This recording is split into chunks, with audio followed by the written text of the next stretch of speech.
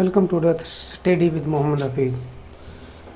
आज हम आपको बताएंगे दिल्ली सल्तनत के बारे में। जो दिल्ली सल्तनत का काल है वो 1206 से 1526 तक का है।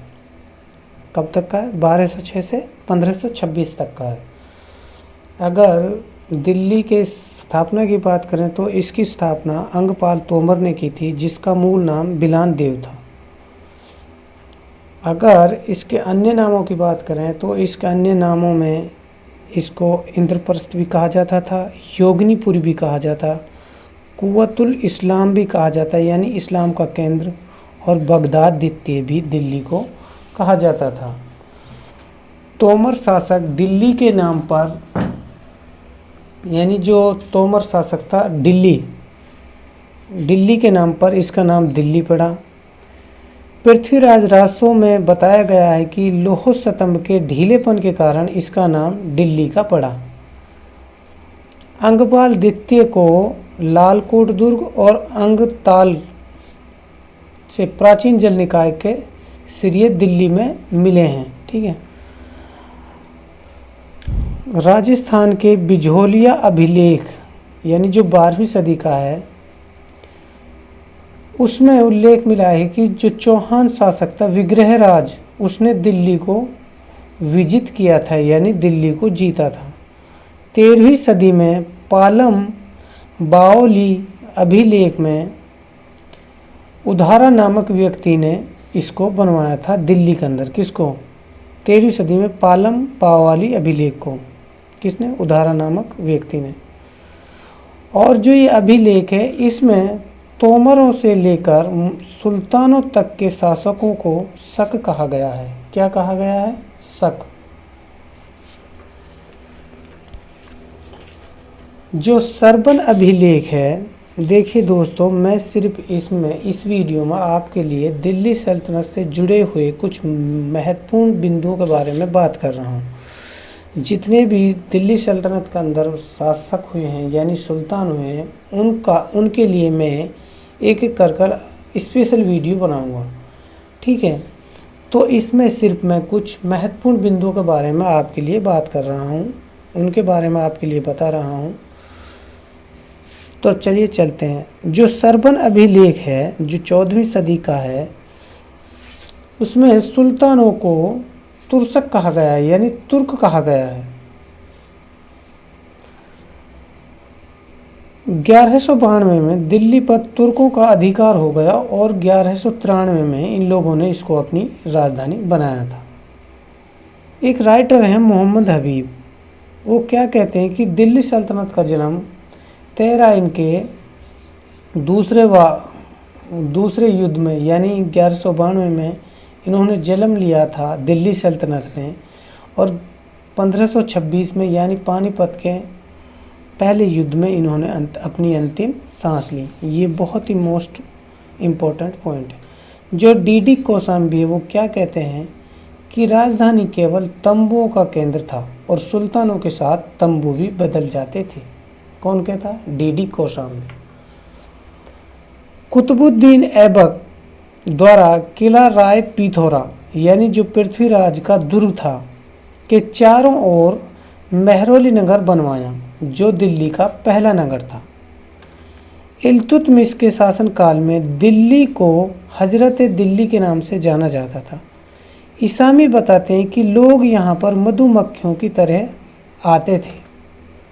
सर्वप्रथम बलबल ने दिल्ली के चारों ओर कोनों पर भोजपुर, पटियाली, काम्पिल, जलाली किलों का निर्माण कराया। किसने? बलबल ने। सर्वप्रथम दिल्ली के चारों कोनों पर भोजपुर, पटियाली, कंपाल, जलाली और किलों का निर्माण करा। जो अलाउद्दीन खिलजी थे उसके द्वारा 1303 में सीरी, जो दिल्ली का दूसरा नगर था, बनवाया। और ये जो सीरी था ये वृत्ताकार किला बनवाया। यहाँ पर इन्होंने अलाई किला, जिसको कोसक के सीरी या कुश के सीरी के नाम से भी जाना जाता था, क्योंकि इसमें 7 द्वार थे। बर्री कहता है कि सीरी को शहर नौ या नवनगर कौन? बर्नी। अलाउद्दीन ने चारों ओर रक्षात्मक चार दीवारी बनवाई थी। कहाँ? दिल्ली के चारों ओर।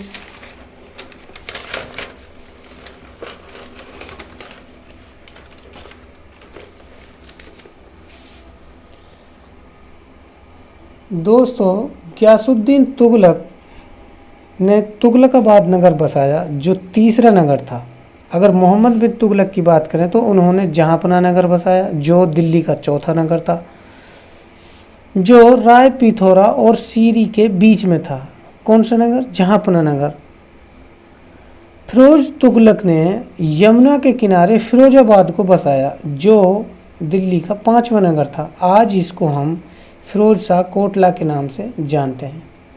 सैयद वंश के मुबारक शाह ने 1434 में यमुना के किनारे पर मुबारकाबाद नगर बसाया।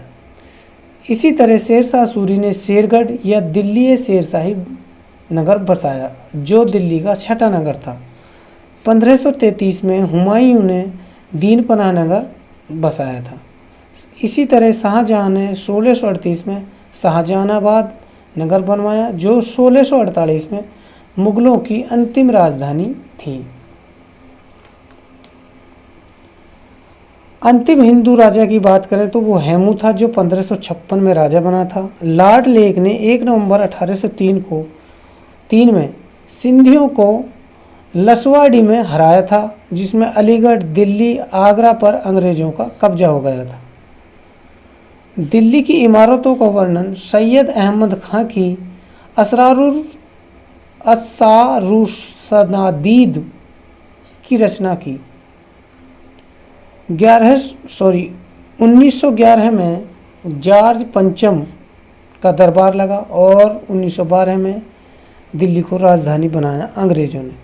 लॉर्ड हार्डिंग को वायरस बनाया गया था। जो इसके स्थापत्यकार एडविन लुटियंस थे। किसके? दिल्ली के। ये जितने भी पॉइंट मैं आपके लिए बता रहा हूँ, ये बहुत ही ज़बरदस्त हैं एग्ज़ाम के पॉइंट ऑफ व्यू से।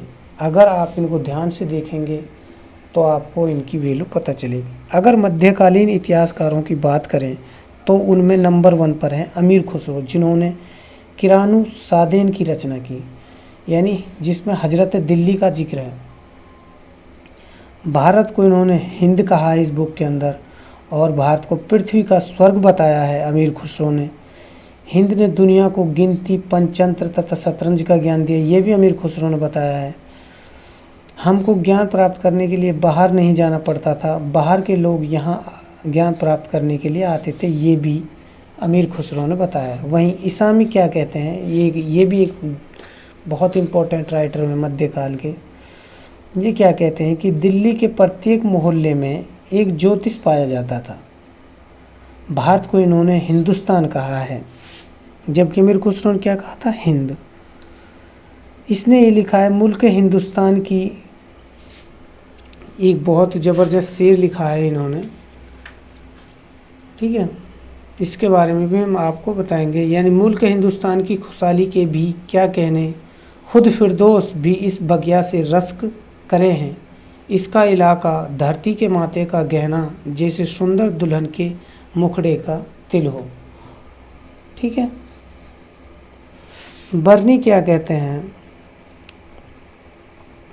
क्या कहते हैं बर्नी कि दिल्ली बगदाद की ईर्ष्या, काहिरा की प्रतिद्वंदिता और कुस्तुनतुनिया के समक्ष थी। मंगोल आक्रमणों से अजम यानी इराक से ईरान तक फारस संस्कृति का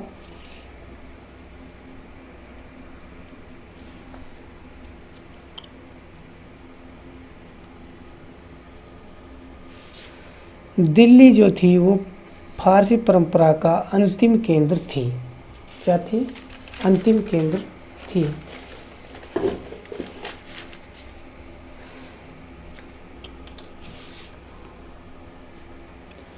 बर्नी दिल्ली सल्तनत को नगरीय शासन व्यवस्था मानता था। बर्नी दिल्ली सल्तनत को क्या मानता था? नगरीय शासन व्यवस्था।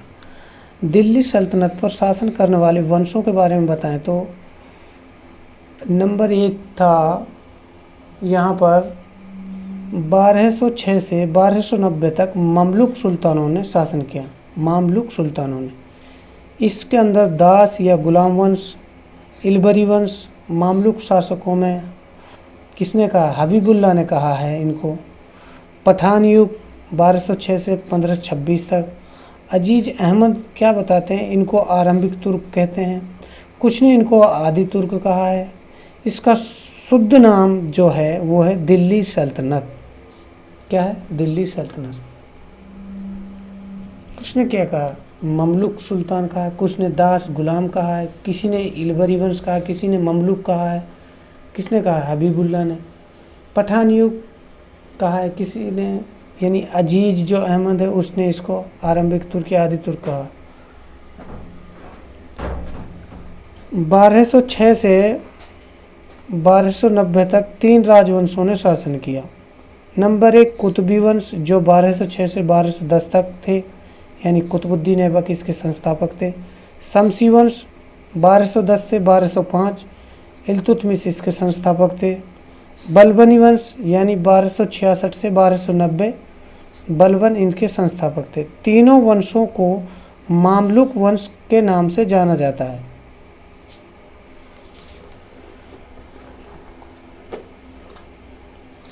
महत्वपूर्ण तथ्य, ये कुछ और महत्वपूर्ण तथ्य इनके बारे में पढ़िए। रजिया एकमात्र महिला थी। देखते हैं। तुगलक वंश जो नसरुद्दीन महमूद थे, यानी नासिरुद्दीन महमूद और नुसरत शाह, इन दोनों ने समानांतर अपना शासन किया था। टोटल 33 वर्ष। 1206 से 1526 यानी 5 वंशों ने 320 वर्ष तक शासन किया था। ज़्यादा शासन तुगलकों ने किया था 94 वर्ष, जबकि सबसे कम खिलजियों ने शासन किया था सिर्फ 30 वर्ष। शासकों की बात करें तो बहलोल लोदी ने सबसे ज़्यादा 38 वर्ष तक शासन किया था। फिरोज तुगलक ने 37 वर्ष शासन किया था। 1236 से 1296 तक 10 सुल्तान बने, जबकि 1236 से 1246 तक सिर्फ 5 शासक बने। 1236 से 1296 तक 10 सुल्तान बने, जबकि 1236 से 1246 तक ही 5 सुल्तान बदल चुके थे। तो इससे पता चलता है कि ये कितना टिपिकल टाइम था उस टाइम। अगर हिंदू माँ की संतान की बात करें तो नसरुद्दीन, खुसरो शाह, गियासुद्दीन तुगलक, फिरोज तुगलक, सिकंदर लोदी, ये इनकी जो माँ थी वो हिंदू थी। ये नसरुद्दीन, खुसरो शाह, गियासुद्दीन तुगलक, फिरोज तुगलक, सिकंदर लोदी। सबसे बड़ा साम्राज्य जो था वो मोहम्मद बिन तुगलक का था, जिसके अंदर 23 प्रांत थे। अंतिम तुर्की सुल्तान नसरुद्दीन महमूद था। दिल्ली का अंतिम सुल्तान जो था वो इब्राहिम लोदी था। मोहम्मद हबीब बौद्धिक इतिहास किससे बताते हैं? शेख मोइनुद्दीन चिश्ती से, जबकि राजनीतिक इतिहास अलाउद्दीन खिलजी से बताते हैं। ठीक है। अगर आपको मेरा वीडियो पसंद आया हो तो लाइक करें, शेयर करें, सब्सक्राइब करें। धन्यवाद।